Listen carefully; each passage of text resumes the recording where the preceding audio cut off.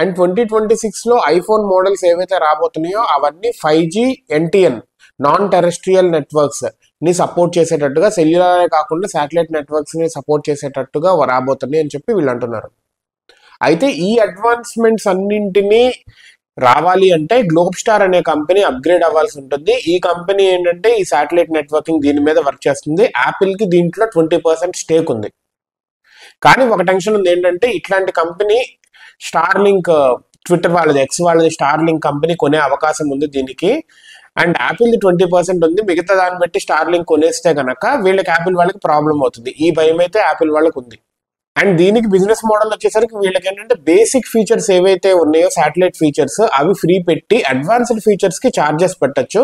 Either users can directly pay to the satellite providers or else Apple నుంచి అయినా వాళ్ళే దానికి పే చేయొచ్చు. ఇది ఒక బిజినెస్ మోడల్ ఉంది. శాటిలైట్ నెట్వర్క్ అడ్వాన్స్డ్ ఫీచర్స్ వాడుకోవాలన్న వాళ్ళకి పే పెట్టే అవకాశం అయితే ఉంది ఇన్ ద లాంగ్ రన్.